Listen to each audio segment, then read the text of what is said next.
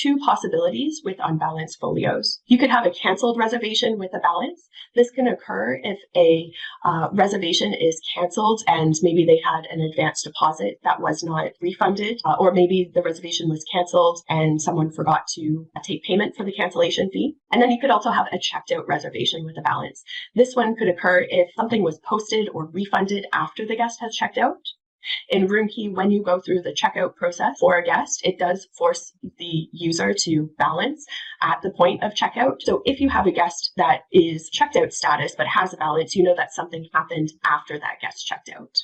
So to find these types of occurrences in the database, we actually have a report that will allow us to find this information, whether it's canceled or checked out. And that is the Unbalanced Folio report.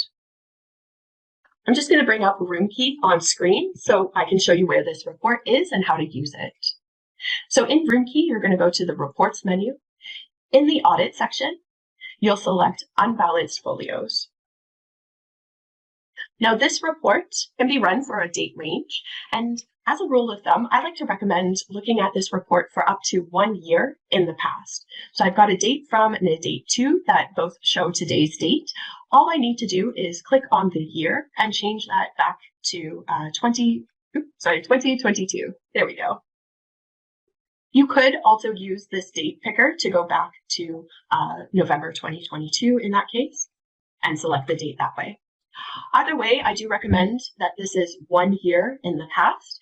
And when you click OK, Roomkey is going to look through all of the folios in the past year to see if there are any unbalanced folios. If I left the default date range as today's date, it would only look to see if there's any unbalanced folios for the current day. So that's why it is helpful to do it for up to 1 year in the past. If there are any unbalanced folios within that date range, they will appear here on a single report. It'll identify the res ID for the reservation, the room number if applicable. If there was a canceled reservation, it'll simply show canceled, like this one here. And then it shows the guest information and any balances that are outstanding. In this example, balances that appear on this report that are negative will be bracketed. So like this second line item here is negative $200. So I know that this database is out of balance, and I've got about 6 different unbalanced folios that are causing some of this confusion. Now, because they could be caused in different methods, it could be affecting both my deposit holdings as well as my AR guest account.